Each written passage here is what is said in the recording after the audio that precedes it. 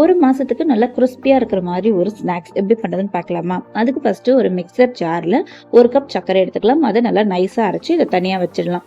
இதே பவுல் அளவிலேயே 1 கப் மைதா மாவு, 1 கப் கோதுமை மாவு, 1/2 கப் ரவை சேர்த்துக்கலாம். கூடவே 1/4 கப் டெசிகேட்டட் கோகனட், 1/4 கப் எள்ளு சேர்த்துக்கலாம். கூடவே 2 சிட்டிகை உப்பு, அரைச்சி வச்சிருக்க சர்க்கரையை சேர்த்துட்டு வாசனைக்காக 1/2 டீஸ்பூன் ஏலக்காய் பவுடர், 1/4 கப் நெய் எல்லாத்தையும் ஒன்று சேர நல்லா பிசைஞ்சு விட்டுக்கலாம். பிசைஞ்சிட்டு இந்த மாதிரி பிடிச்சு பாருங்க, பிடிக்கிற மாதிரி வரணும்.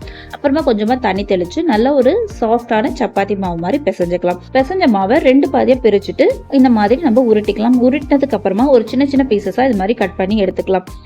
கட் பண்ணதுக்கு அப்புறமா கடாயில எண்ணெயை நல்லா சூடு பண்ணிட்டு மீடியமான ஹீட்லயே வச்சுட்டு நம்ம ஒவ்வொரு பீஸா போட்டுக்கலாம். போட்டுட்டு ஒரு ஸ்போக்கு வச்சு இந்த மாதிரி திருப்பி திருப்பி விட்டுக்கலாம்.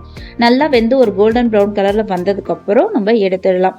நல்லா ஆறுனதுக்கு அப்புறம் ஸ்டோர் பண்ணி வச்சீங்கன்னா 1 மாசத்துக்கு இதே கிறிஸ்பினஸோட சூப்பரான ஒரு ஸ்நாக்ஸ் ரெடி.